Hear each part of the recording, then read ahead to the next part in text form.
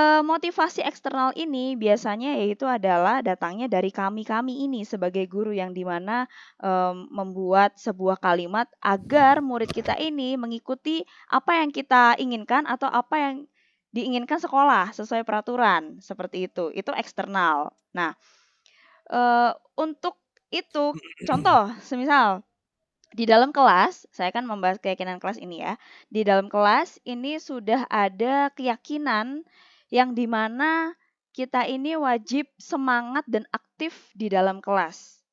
Ya, itu mungkin salah satu keyakinan kelas yang ada di kelas kita. Saya sebagai guru mapel nih contohnya. Nah, adapun di mapel saya ini selama proses pembelajaran harus itu tadi aktif dan semangat. Namun ada peserta didik yang tidur di dalam kelas. Nah, tentu kalau semisal saya actionnya itu langsung, kamu ngapain tidur di dalam kelas? Kamu pulang malam ya? Nah, seperti itu ya, lebih langsung ke penghimbauan yang dimana strict to the point bahwasanya dia, oh iya emang dia lagi tidur di dalam kelas. Ya, ini bahwasannya sangat tidak disarankan dan kalaupun dia mematuhi, ya, oke. Nah, adapun kasus, bukan kasus lain, kasus yang sama tapi perilaku yang berbeda. Mungkin saya akan berperilaku seperti ini. Oke, untuk bagi yang semangat dan aktif ini akan Bu Putri kasih nilai plus atau akan Bu Putri berikan nilai 80 di seni budaya gitu. Nah, tentu ya anak itu sudah tahu ganjarannya, sudah tahu penghargaannya, hanya untuk memenuhi itu agar saya bisa dapat nilai plus, agar saya bisa mendapatkan nilai 80 semisal gitu. Jadi motivasi belajarnya itu juga hanya semata-mata untuk itu mendapatkan nilai itu dan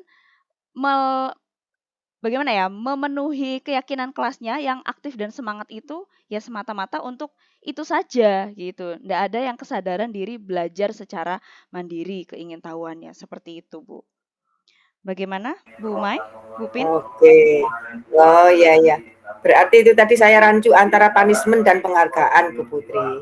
Ya, Ya, tadi setelah dijelaskan maksudnya Bu Putri seperti itu, saya baru paham. Jadi intinya anak itu eh, tidak secara ikhlas gitu ya, melakukan sesuatu tidak dengan ikhlas iya, dengan betul.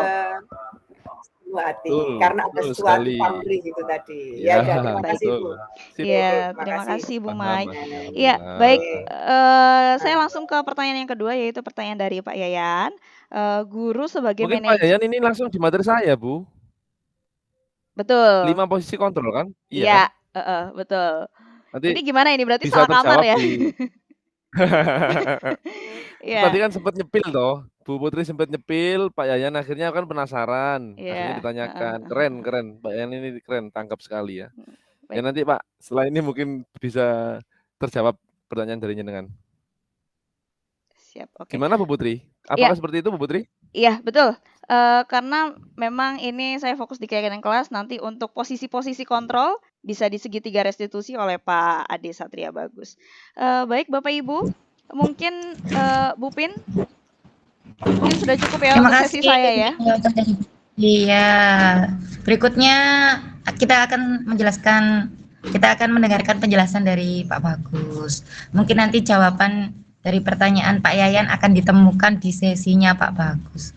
Untuk Pak Bagus, silakan. Oke, baik. Terima kasih Bu Pinasti, terima kasih Bu Putri telah menyampaikan sesi yang pertama dan ini saling berkesinambungan antara sesi 1 dengan sesi 2 karena ini nanti juga saling keterkaitan. Tadi sempat di-spill juga tentang restitusi, tentang 5 posisi kontrol dan lain sebagainya.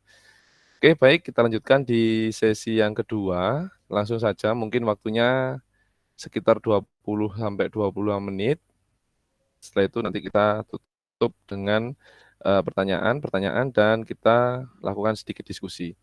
Oke, untuk sesi 2, di sini saya berfokus di kebutuhan dasar manusia, kemudian ada 5 posisi kontrol, dan yang terakhir ada segitiga restitusi.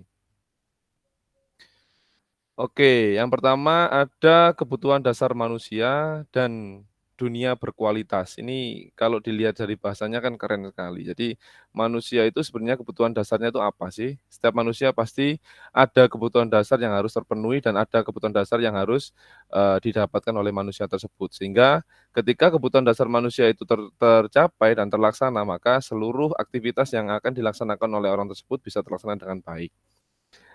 Jadi ini adalah kebutuhan dasar manusia, ada 5 ya. Yang pertama yang paling mendasar adalah kebutuhan untuk bertahan hidup. Kebutuhan untuk bertahan hidup ini adalah survival, kebutuhan yang bersifat fisiologis. Artinya mempertahankan hidup, mereka butuh kesehatan, butuh rumah, butuh makanan. Ya, jadi kebutuhan biologis ini sebagai bagian dari reproduksi termasuk kebutuhan untuk tetap bertahan hidup. Komponen psikologis pada kebutuhan ini memiliki kebutuhan akan perasaan aman, nyaman. Nah, ini adalah sebagian dari kebutuhan dasar manusia. Untuk yang kedua adalah jelas nggih, kalau sudah kebutuhan dasarnya terpenuhi yang pertama, yang kedua adalah kasih sayang dan rasa diterima. Kebutuhan ini adalah kebutuhan yang lebih ke arah psikologis. Jadi kebutuhan untuk disayangi dan diterima meliputi kebutuhan akan hubungan dan koneksi sosial antar manusia. Sehingga ketika kita sudah berada di lingkungan sosial kita, kita pasti merasakan apa itu rasa kasih sayang dan rasa diterima. Dan ini sama halnya yang dirasakan oleh anak-anak kita.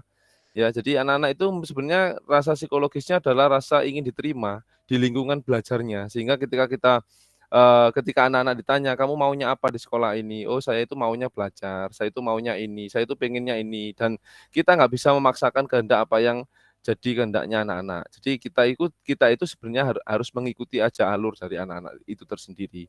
Tapi kita tetap harus mengikuti aturan-aturan yang ada di sekolah itu. Kemudian yang ketiga yaitu kebutuhan dasar tentang penguasaan, ya, kebutuhan pengakuan atas kemampuan. Nah, ini kan juga sama, anak-anak kita itu juga merasakan bahwa saya itu punya kuasa, akuilah saya itu punya kuasa. Nah, ketika anak-anak diberikan, kebutuhan dasarnya itu terpenuhi, maka hal-hal yang dirasa negatif itu biasanya bisa tereduksi dengan baik. Jadi kebutuhan ini berhubungan dengan kekuatan untuk mencapai sesuatu, menjadi kompeten, menjadi terampil, dan diakui prestasinya, itu adalah kebutuhan seorang manusia.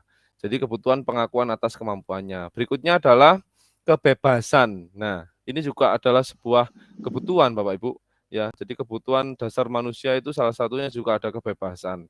Kebebasan ini adalah orang itu butuh mandiri, butuh otonomi sendiri, butuh perasaan untuk bisa bagaimana tidak diatur oleh orang, bagaimana kita bisa melakukan langkah apa yang kita inginkan. Jadi manusia itu dasarnya juga memerlukan kebutuhan dasar yaitu kebebasan. Berikutnya adalah kebutuhan dasar tentang kesenangan.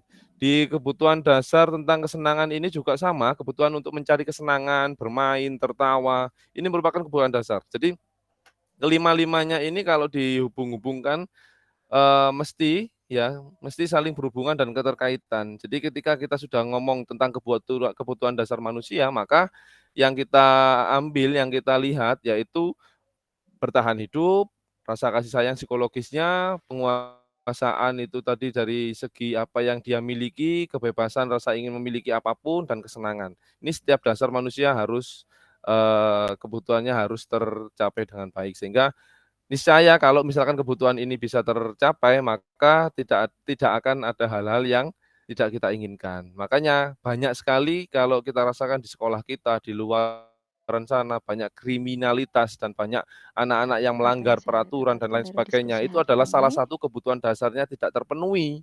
Gitu loh. Jadi anak-anak itu merasa kebutuhan dasar enggak terpenuhi. Makanya aku iso kayak gini. Nah, kadang-kadang orang contoh ada yang mungkin secara tidak sengaja punya pikiran yang tidak ya. Wis aku dipodot pacarku, aku tak pingin. Nah, rasa Apa kasih yang saya sayangnya, kebutuhan dapatkan? dasarnya itu tidak diterima, makanya dia punya pikiran seperti itu. Terus ada yang pengen bebas, pengen jalan kemana, jalan ke sini, tapi dikekang oleh aturan. Nah, itu juga akan menghambat dari apa yang diinginkan oleh anak-anak tersebut. Baik, kemudian yang kedua, pembahasan yang kedua adalah 5 posisi kontrol. Tadi sempat dibahas sedikit sama Bu Putri tentang posisi kontrol ini, tapi lebih dalamnya ada di pembahasan saya. Tapi sebelum ke sana, Bapak Ibu, ini ada ilustrasi sedikit, ilustrasi sedikit. Nanti silahkan diisi melalui Padlet yang sudah saya siapkan di kolom chat ya, kolom komentar di Google Meet ini. Silakan diklik link tersebut, kemudian nanti panjenengan isi. Berikut ini adalah ilustrasinya. Oke, Bapak Ibu mohon izin untuk bantu kami untuk mengisikan Padlet itu. Ya, Padletnya sudah saya tuliskan di di chat ya, silakan diisi. Nanti di sini akan bisa langsung tersinkron ke saya. Jadi di sini ada 2 Bapak Ibu. Jadi untuk yang Bapak silakan diisi di Bapak, yang Ibu silakan diisi di Ibu. Studi kasus posisi kontrol. Jadi posisi kontrolnya adalah siswa terlambat masuk ke sekolah. Hari ini Bu Manis sedang mendapatkan jadwal piket untuk menjaga pintu masuk sekolah. Kegiatan ini sudah membudaya di sekolah ini dan merupakan suatu budaya positif yang ada di sekolah. Namun suatu ketika Naren, salah satu siswa di sekolah tersebut ternyata terlambat memasuki sekolah hingga 20 menit. Jika Bapak Ibu berposisi sebagai Bu Manis, perlakuan yang seperti apa yang Bapak Ibu akan lakukan? Silakan Bapak Ibu menuliskan di Padlet. Menurut pemahaman panjenengan, kira-kira panjenengan kalau misalkan di posisi Bu Manis, panjenengan akan melakukan apa? Monggo Bapak Ibu, kami tunggu untuk mengisi Padlet. Di kolom chat sudah ada. Perlu saya copy lagi ya. Barangkali teman-teman ada yang belum memiliki linknya tadi yang barusan bergabung. Oke, sudah. Saya masukkan di kolom chat. Silakan diisi sesuai dengan apa yang panjenengan ketahui. Silakan di tanda plus itu tanda plus itu panjenengan klik plusnya, kemudian tuliskan sesuatu yang luar biasa. Jangan lupa tulis nama di situ. Nama terus underscore baru jawaban panjenengan apa. Singkat saja Bapak Ibu. Tidak usah terlalu panjang, singkat-singkat saja.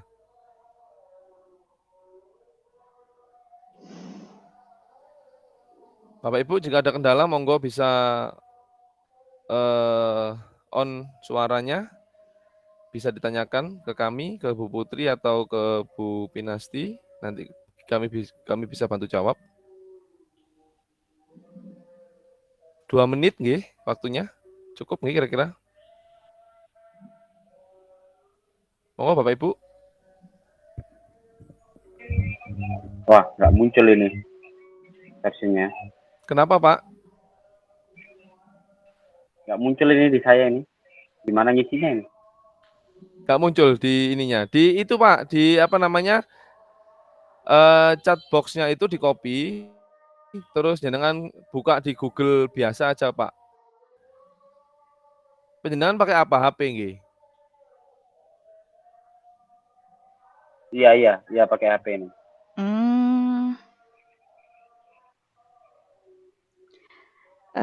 Pak Bagus. Nggih. Iya. Bagaimana kalau untuk teman-teman yang menggunakan laptop bisa mengisi di menit sekarang, monggo. Namun untuk teman-teman yang menggunakan handphone sepertinya nanti akan muncul download aplikasi atau mungkin tidak bisa terbuka seperti Pak Yayan. Jadi mungkin nanti ini bisa ditampilkan setelah diskusi kami gitu ya. Diskusi kita di akhir gitu ya. Ini sudah ada masuk. Siapa? Sudah ada yang masuk 1 Ibu. Oke, alhamdulillah. Bu Pinasti sudah masuk. Oke, baik. Jawaban Bu Pinasti sudah kami record. Mohon izin untuk teman-teman yang pakai laptop bisa Oh ini Pak Bu Pinasti pakai HP bisa. Bisa ya? Barangkali Bu Pinasti bisa memberikan informasi ke teman-teman cara mengisinya seperti apa.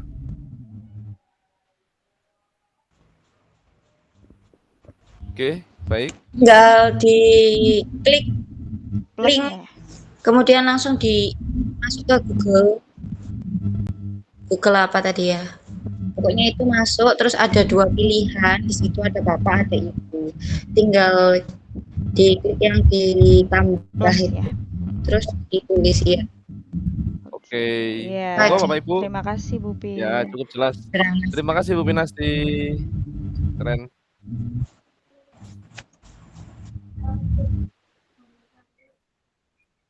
Atau diisi di sini enggak apa-apa Bapak Ibu, di kolom chat aja enggak apa-apa wis. Monggo Bapak Ibu ngisi di kolom chat. Bisa di kolom chat.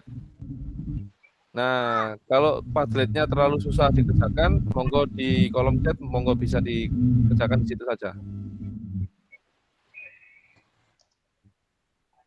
Terima kasih Bapak Ibu yang sudah berpartisipasi untuk menjawab studi kasus yang pertama ini.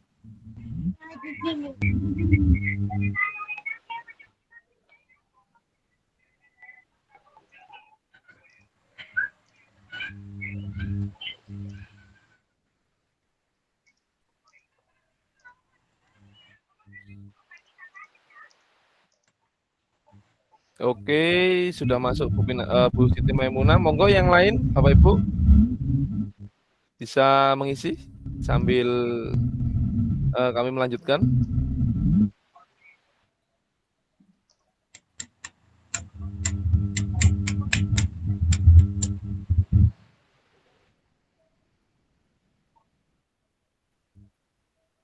Oke. Saya lanjutkan aja dulu ya untuk pemaparannya ya. Oke, sudah masuk ini. Bertindak sesuai dengan sikon, keren. Mencoba menanyakan alasan kenapa bisa terlambat, keren. Oke, Bapak Ibu, sambil kami lanjutkan untuk pemaparan materinya. Di sini ada ilustrasi ya yang sudah saya coba untuk buat ini tadi ya. Jadi ini adalah ilustrasi tentang situasi atau masalah yang telah panjenengan pirsani tadi. Jadi ini adalah posisi kontrol yang harus kita laksanakan.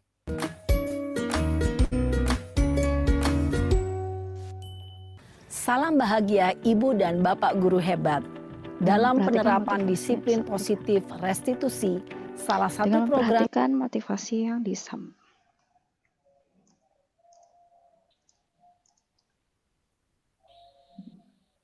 Duh. Ya Allah.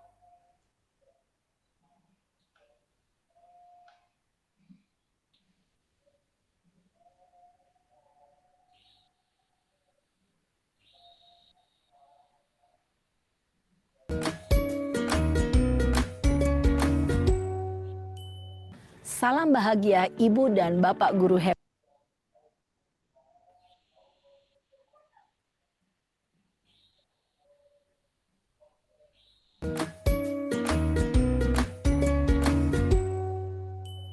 Salam bahagia Ibu dan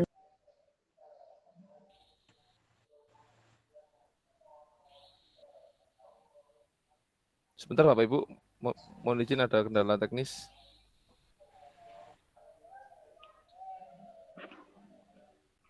Oke, saya lanjutkan. Salam bahagia positif kontrol dalam menghadapi masalah tersebut.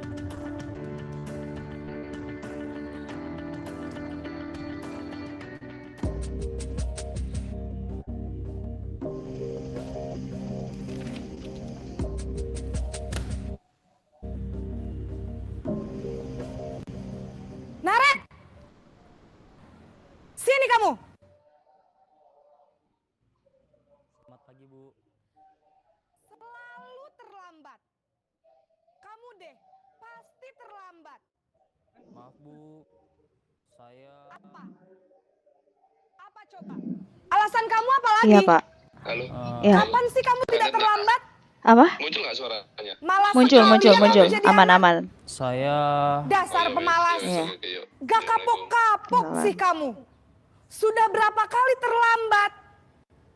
Sana, kamu keliling lapangan basket 2 kali. Kenapa saya harus keliling lapangan basket, Bu? Kenapa? Kamu mau lawan ibu? Berani-beraninya jawab, sudah terlambat, masih berani jawab pula. Sekarang, keliling lapangan basket 5 kali sekalian, biar kapok. Cepat, pergi sana ke lapangan basket. Posisi penghukum biasanya berbicara dengan nada tinggi, menghardik, menunjuk-nunjuk. Bu, Naren.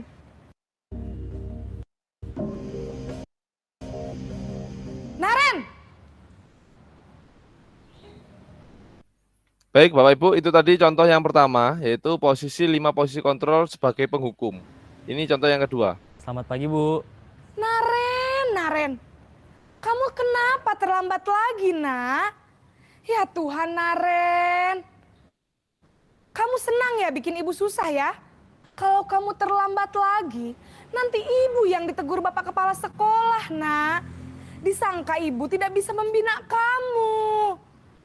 Duh, gimana ini? Maaf, Bu. Duh, Gusti Naren.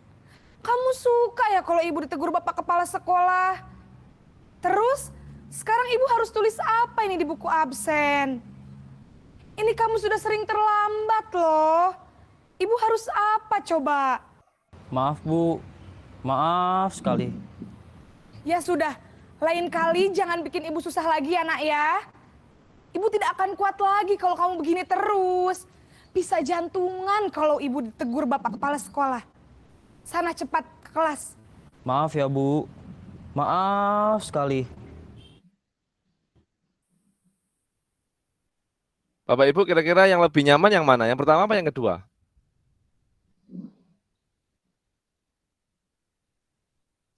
Tentu yang kedua, Pak Halo, Bapak Ibu. Bagus. Sebentar. Yang kedua nggih. Oke, baik. Ini ada yang ketiga Bapak Ibu. Ini ada contoh 5 posisi kontrol, ini posisi kontrol yang ketiga.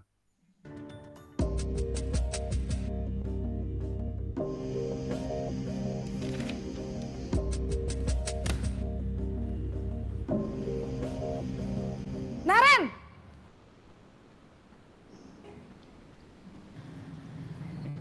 Selamat pagi, Bu. Wah, sudah jam berapa ini, Nak? Terlambat lagi ya, sayang. Iya, Bu. Habis ibu saya lupa bangunkan saya, Bu. Kamu malah menyalahkan ibu kamu. Kamu bukannya anak yang larinya paling kenceng. Kok terlambat sih? Iya, Bu. Saya memang terlambat bangun tadi. Jadi, biarpun saya lari kencang, tetap gak kekejar, Bu. Ya sudah sana, nanti lain kali larinya lebih kenceng lagi ya. Biar gak terlambat lagi. Bikin seneng ibu, demi ibu. Bisa kan? Bisa lah, Bu. Ya sudah sana masuk kelas. Ibu beresin urusan absen kamu. Kamu ini ada-ada saja. Oke, itu yang ketiga Bapak Ibu. Sekarang ini yang keempat.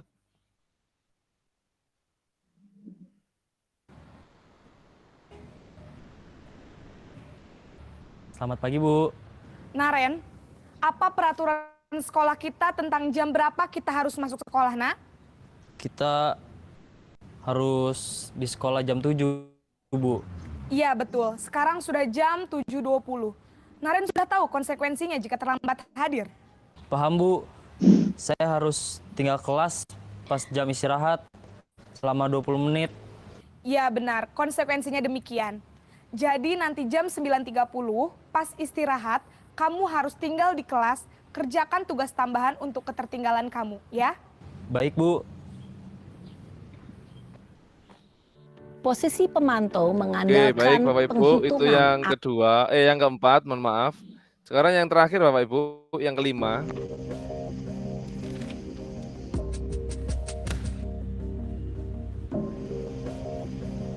Naren! Selamat pagi, Bu. Selamat pagi, Naren. Maaf, Bu. Saya terlambat. Iya, sekolah masuknya jam 7, sekarang sudah jam 7.20. Jadi sekarang bagaimana ini, Naren? Maaf, Bu. Saya lupa setel alarm saya semalam. Baiklah, menurut kamu, keyakinan sekolah yang mana yang perlu kamu tingkatkan? Menghargai diri sendiri dan orang lain mungkin ya, Bu. Setuju. Jadi, apakah Naren meyakini prinsip saling menghormati tersebut? Iya, Bu. Saya meyakininya. Apakah Naren bersedia memperbaiki masalah keterlambatan ini? Bersedia, Bu. Bagaimana kamu akan perbaiki masalah keterlambatan ini? Saya akan coba untuk tidak lupa menyetel alarm saya, Bu.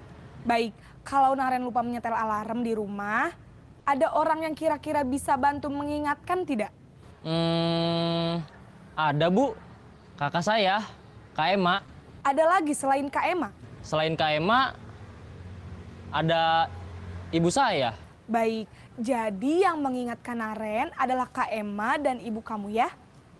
Kira-kira akan mulai setel alarm kapan nih Naren? Setelah pulang sekolah, akan segera saya lakukan. Baik, jadi Naren akan setel alarm untuk bangun besok pagi dan akan diingatkan oleh kakak dan ibunda Naren ya. Ada lagi yang mungkin perlu dilakukan Naren? Agar tidak terlambat bangun lagi.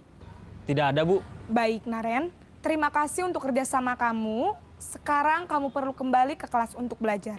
Baik, Bu. Terima kasih.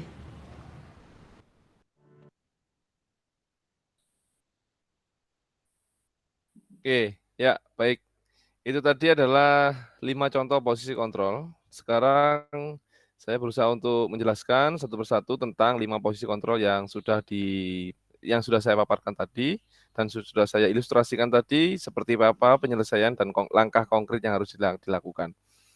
Untuk 5 posisi kontrol itu ada 5. Yang pertama adalah penghukum, yang kedua adalah pembuat rasa bersalah, kemudian yang ketiga ada teman, yang keempat ada pemantau, dan kelima ada manajer.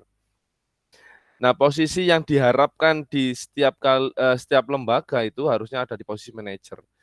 Ya, jadi posisi penghukum yang pertama, jika ada guru berbuat, maka tindakan yang dilakukan oleh guru itu adalah menghardik, menunjuk-nunjuk, menyakiti, menyindir. Itu adalah posisi penghukum.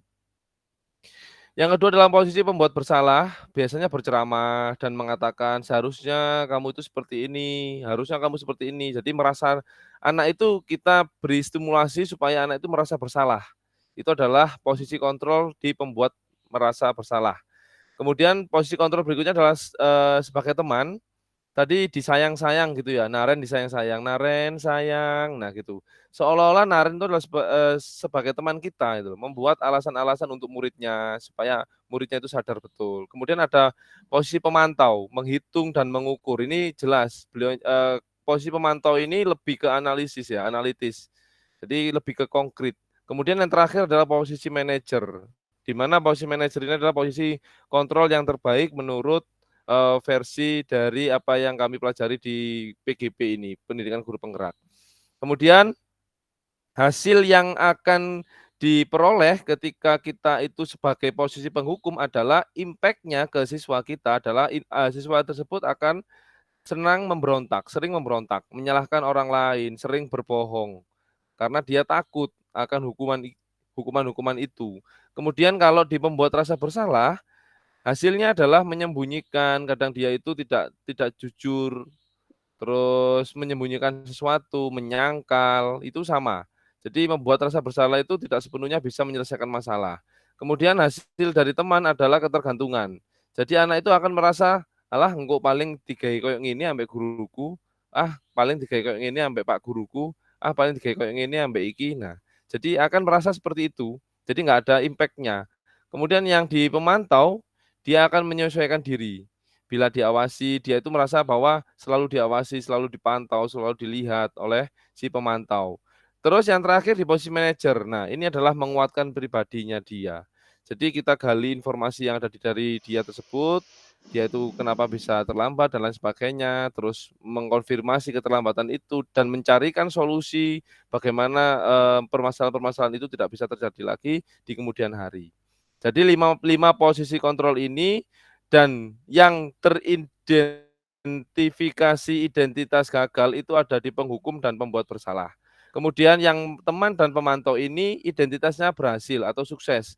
Tapi kontrol dirinya itu dari luar, eksternal. Jadi tidak timbul dari dirinya sendiri, melainkan adalah dari faktor eksternal, faktor yang di luar dari dirinya. Kemudian yang terakhir adalah kontrol diri. Jadi ketika kita memberikan pelayanan kepada anak-anak ketika ada merasa bersalah dan lain sebagainya, kita di posisi manajer, maka yang kita dapatkan adalah mereka bisa mengontrol secara dirinya sendiri.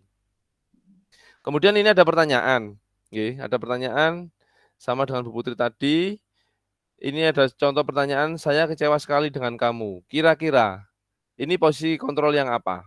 Bapak Ibu bisa on mic sebentar, satu aja sebagai contoh. Kira-kira di soal yang nomor 1 aja. Saya kecewa sekali dengan kamu. Kira-kira di posisi kontrol apa kira-kira? Kalau melihat dari pernyataan ini. Monggo Bapak Ibu. Silakan Bapak Ibu menjawab. Satu aja. Saya kecewa sekali sama kamu. Nah, saya kecewa sekali dengan kamu. Kira-kira itu di posisi kontrol yang apa? Si pembuat rasa bersalah. Si pembuat rasa bersalah. Oke, kita lihat jawabannya. Nah, keren sekali Bu Pinasti, betul. Ya, jadi saya kecewa sekali dengan kamu. Jadi pembuat merasa bersalah. Kamu tidak pernah benar melakukannya, itu penghukum. Ayolah, lakukan demi Bapak, demi Ibu, itu adalah teman. Apakah kamu mau mendapatkan stiker bintang hari ini? Pemantau. Kemudian bagaimana kamu bisa menyelesaikan masalah ini? Sebagai manajer menanyakan. Kamu selalu yang paling akhir. Nah, itu posisi penghukum. Ini adalah salah satu contoh bentuk-bentuk dari pernyataan-pernyataan yang sering kita lontarkan kepada anak didik kita. Kemudian yang terakhir adalah segitiga restitusi. Segitiga restitusi tadi sudah dijelaskan di slide-nya Bu Putri, cukup banyak tadi. Disingkat aja ya, di sini segitiga restitusi ini ada 3. Yang pertama adalah validasi kebutuhan, yang kedua menanyakan keyakinan, dan yang ketiga menstabilkan identitas. Oh, mohon maaf. Menstabilkan identitas dulu, kemudian validasi kebutuhan, baru ke menanyakan keyakinan. Ya, jadi pertama ini ketika kita berhadapan pada siswa yang merasa bersalah atau siswa yang